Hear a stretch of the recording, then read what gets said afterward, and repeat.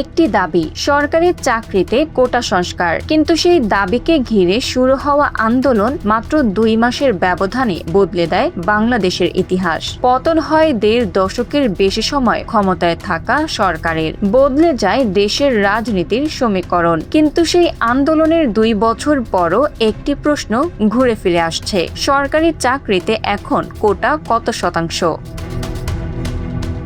যে কোটা সংস্কারের দাবিতে রাজপথ উত্তাল হয়েছিল, সেই কোটা কি সত্যি সংস্কার হয়েছে, নাকি নতুন কোনো নামে নতুন কোনো ব্যবস্থায় আবারও ফিরেছে পুরনো সুবিধা?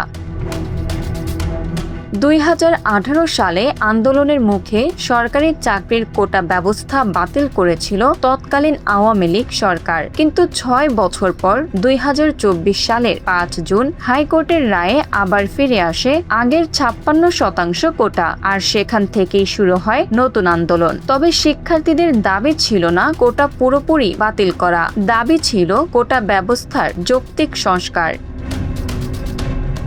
আন্দোলন ছড়িয়ে পড়ে সারা দেশে, সংঘর্ষ, প্রাণহানি, কারফিউ, ইন্টারনেট বন্ধ।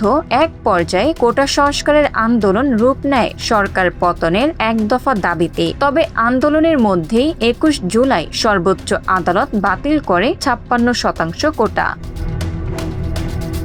সরকারি চাকরির 93% পদ মেধার ভিত্তিতে নিয়োগের নির্দেশ দেওয়া হয়, আর বাকি 7%-এর মধ্যে 5% মুক্তিযোদ্ধা, শহীদ মুক্তিযোদ্ধা ও বীরাঙ্গনার সন্তানদের জন্য, 1% ক্ষুদ্র নৃগোষ্ঠীর জন্য, আর 1% প্রতিবন্ধী ও তৃতীয় লিঙ্গের মানুষের জন্য। কিন্তু অন্তর্বর্তী সরকারের সময়ে জুলাই আন্দোলনে আহত ও নিহতদের পরিবারের সদস্যদের জন্য বিশেষ সুবিধার কথা বলা হলে তৈরি হয় নতুন প্রশ্ন। জুলাই আন্দোলনকারীরাও কি সরকারি চাকরিতে কোটা পাচ্ছেন? প্রশ্ন উঠেছে, নতুন কোনো কোটা যুক্ত হয়েছে? সরকারি গেজেট, সংসদে দেওয়া তথ্য এবং সরকারি কর্ম কমিশনের বক্তব্য বলছে না। সরকারি চাকরিতে এখনো কার্যকর 93% মেধা এবং 7% কোটা। জুলাই আন্দোলনকারীদের জন্য সরকারি চাকরিতে আলাদা কোনো কোটা নেই।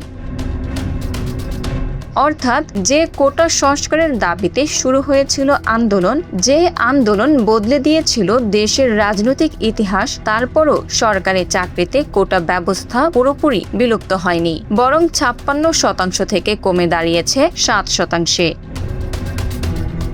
Bangla affairs news desk.